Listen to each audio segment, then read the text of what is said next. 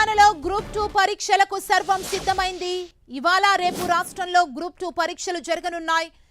783 పోస్టుల భర్తీకి group 2 notification ని తెలంగాణ పబ్లిక్ సర్వీస్ కమిషన్ ఇవ్వగా 5,51,943 మంది అభ్యర్థులు దరఖాస్తు చేసుకున్నారు. రాష్ట్ర వ్యాప్తంగా 1,368 పరీక్షా కేంద్రాల్లో గ్రూప్ 2 పరీక్షలు జరగనున్నాయి. గ్రూప్ 2లో భాగంగా నేడు పేపర్ 1, పేపర్ 2 పరీక్షలు జరగనున్నాయి. ఉదయం 10 గంటల నుంచి సాయంత్రం మధ్యాహ్నం 12 గంటల 30 నిమిషాల వరకు పేపర్ 1 జరగనుంది. పేపర్ 2 మధ్యాహ్నం 3 గంటల నుంచి సాయంత్రం 5 గంటల 30 నిమిషాల వరకు జరుగుతుంది. రేపు పేపర్ 3 పరీక్ష ఉదయం 10 గంటల నుంచి మధ్యాహ్నం 12 గంటల 30 నిమిషాల వరకు, పేపర్ 4 పరీక్ష మధ్యాహ్నం 3 గంటల నుంచి సాయంత్రం వరకు జరగనుంది. ఒక్కో పేపర్లో 150 ఆబ్జెక్టివ్ ప్రశ్నలుంటాయి. సమాధానం రాసేందుకు అభ్యర్థులకు OMR షీట్ అందజేస్తారు. గ్రూప్ 2 పరీక్ష కోసం 49,843 మంది విద్యా సంస్థల సిబ్బందిని కేటాయించింది TGPSC. వీరితో పాటు జిల్లా కలెక్టర్ కార్యాలయ సిబ్బంది 1,719 మంది పాల్గొననున్నారు. అత్యంత ప్రతిష్టాత్మకంగా నిర్వహిస్తున్న గ్రూప్ 2 పరీక్షకు భారీ బందోబస్తు ఏర్పాటు చేయనున్నారు.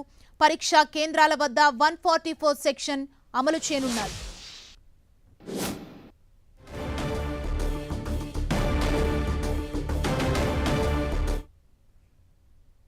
ఇదే అంశానికి సంబంధించి మరింత సమాచారం మా ప్రతినిధి అజయ్ అందిస్తారు. అజయ్, మరికాసేపట్లో గ్రూప్ 2 పరీక్ష ప్రారంభం కాబోతుంది. దీనికి కావాల్సినటువంటి ఏర్పాట్లన్నింటినీ కూడా TGPSC చేసినటువంటి పరిస్థితి మనకు కనబడుతుంది.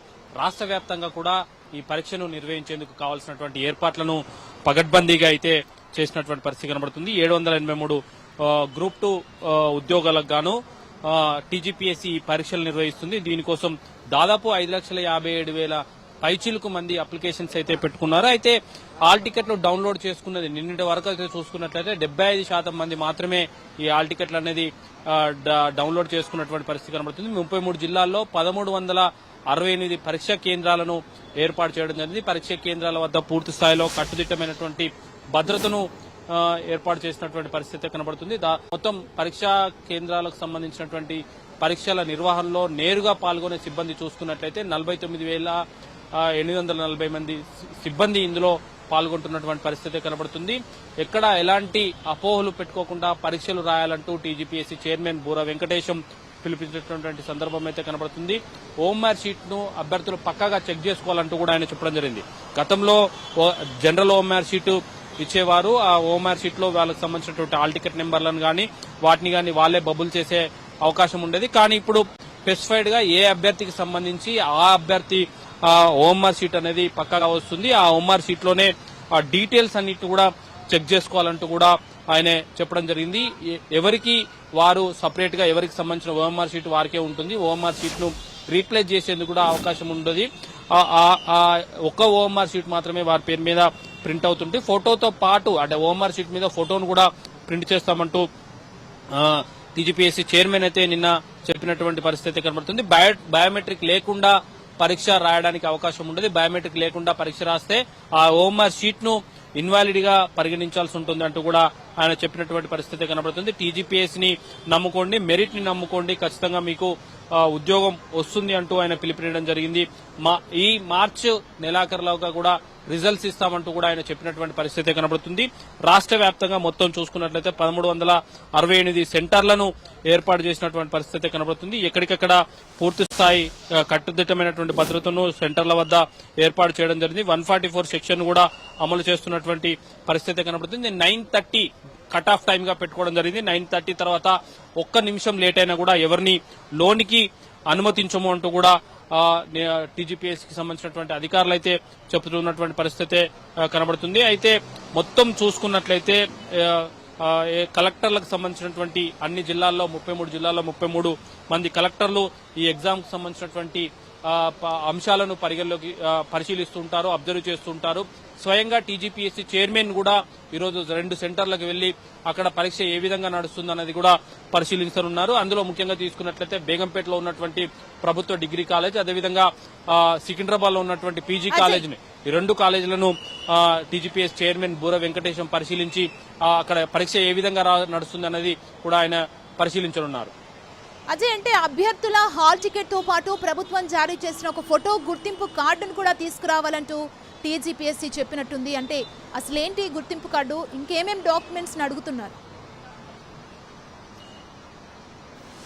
అయితే మనం ఏదైతే ప్రభుత్వం ఇచ్చినటువంటి గుర్తింపు కార్డు తీసుకురావాల్సి ఉంటుంది హాల్ టికెట్ తో పాటు. ఎందుకంటే వచ్చిన అభ్యర్థి హాల్ టికెట్ తీసుకొచ్చిన అభ్యర్థి, హాల్ టికెట్ లో ఉన్న అభ్యర్థి, వచ్చిన అభ్యర్థి ఇద్దరు ఒకటా కాదా అన్నది పరిశీలించుకోవడం ఒకటైతే జరుగుతుంది. అయితే ప్రభుత్వం జారీ చేయబడిన దాదాపు 16 ఐడి కార్డులను పరిగణలోకి తీసుకుంటారు. ఏదైతే ఎలక్షన్ కమిషన్ తరహాలోనే టీజీపీఎస్సీ కూడా తీసుకుంటుంది. అందులో ప్రధానంగా ఎక్కువ ఆధార్ కార్డు లేదా ఓటర్ ఐడి లేదా మరేదైనా ప్రభుత్వం జారీ చేయబడినటువంటి పాన్ కార్డు లాంటి గుర్తింపు కార్డులను తీసుకురావాలి. ఎందుకంటే అవి చూపించిన తర్వాత వచ్చిన అభ్యర్థి, అదేవిధంగా హాల్ టికెట్ తీసుకొచ్చిన అభ్యర్థి ఇద్దరు ఒకటే కాదా అని పోల్చుకోవడానికి ఉపయోగిస్తారు. అదేవిధంగా బయోమెట్రిక్ మాత్రం ఖచ్చితంగా తీసుకోవాల్సి ఉంటుంది. ఎందుకంటే బయోమెట్రిక్ వేస్తేనే పరీక్ష ఇన్వాలిడ్ అవుతుందంటూ కూడా ఆయన చెప్పినటువంటి పరిస్థితి కనబడుతుంది.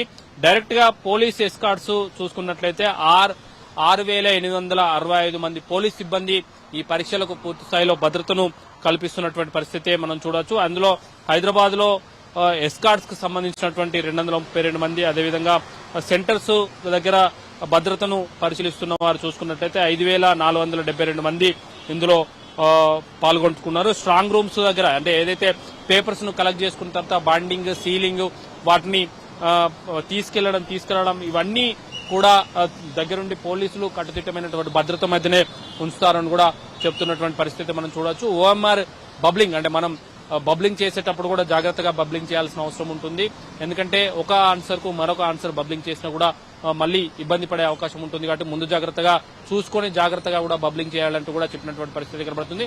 మొత్తం 2 రోజుల పాటు 4 ఎగ్జామ్స్ జరగనున్నాయి. అందులో ఈ రోజు 10 గంటల నుండి 12:30 వరకు ఫస్ట్ పేపర్, అదేవిధంగా 3 గంటల నుండి 5:30 వరకు సెకండ్ పేపర్, రేపు 10 గంటల నుండి 12:30 వరకు థర్డ్ పేపర్, అదేవిధంగా 3 గంటల నుండి 5:30 వరకు ఫోర్త్ పేపర్. మొత్తం ఒక్కొక్క పేపర్ లో 150 మార్కులకు పరీక్ష క్వశ్చన్స్ ఉంటాయి. అదేవిధంగా ఇందులో ఆప్షనల్ విధానం, ఒక క్వశ్చన్ కు 4 ఆప్షన్స్ ఇచ్చి ఒకదాన్ని టిక్ చేయాల్సి ఉంటుంది. ఆ రకమైనటువంటి, అంటే ఫిల్టర్ చేసే క్రమంలో కూడా క్వశ్చన్స్ ఇవ్వడం జరుగుతుంది. అయితే క్వశ్చన్ పేపర్ లో ఏముంది, ఎప్పుడు తయారు చేశారు, ఏంది అనే దాని మీద నాకు అవగాహన నాకు పూర్తి స్థాయిలో లేదు. క్వశ్చన్ పేపర్ లో ఏముందో కూడా నాకు తెలియదు. ఎందుకంటే నేను ఛార్జ్ షీట్ తీసుకునే నాటికే క్వశ్చన్ పేపర్ అనేది ఫైనల్ అయిపోయిందంటూ కూడా బూర వెంకటేశ్వర చెప్పినటువంటి పరిస్థితి కనబడుతుంది. క్వశ్చన్ పేపర్ లో ఏముంది, ఎవరుంది అనేది ఎవరికీ తెలియదు. క్వశ్చన్ పేపర్ మీ దగ్గరికి వచ్చేటప్పుడు కూడా, అంటే విద్యార్థి దగ్గరికి, అభ్యర్థి దగ్గరికి వచ్చేటప్పుడు కూడా క్వశ్చన్ పేపర్ సీల్ అయి ఉంటుంది. సీల్ ఓపెన్ చేసే వాళ్ళే స్వయంగా ఓపెన్ చేసుకుని ఎగ్జామ్ రాయాల్సి ఉంటుందంటూ కూడా బూర వెంకటేశ్వర చెప్పినటువంటి పరిస్థితి కనబడుతుంది. గ్రూప్ 2 పరీక్షలు అత్యంత పకడ్బందీగా, ఎలాంటి గత అనుభవాలను దృష్టిలో పెట్టుకుని ఎలాంటి అనుమానాలకు తావిచ్చే విధంగా, ఎలాంటి తప్పిదాలకు అవకాశం లేకుండా పూర్తి స్థాయిలో పకడ్బందీగా అయితే నిర్వహిస్తున్నట్టుగా టీజీపీఎస్సీ అధికారులు అయితే చెప్తున్నటువంటి పరిస్థితి కనబడుతుంది. ఇప్పటివరకు 75% మంది అభ్యర్థులు తమ హాల్ టికెట్ డౌన్లోడ్ చేసుకున్నట్టుగా అయితే నిన్నటి వరకు ఉన్నటువంటి సమాచారం. అయితే ఎంతమంది ఎగ్జామ్ రాస్తారు, ఎందుకంటే 5,85,000 మంది అప్లై చేసుకున్నప్పుడు కూడా అందులో ఎంతమంది ఎగ్జామ్ రాస్తారన్నది మాత్రం చూడాల్సిన అవసరం అయితే ఉంది. Thank you Ajay.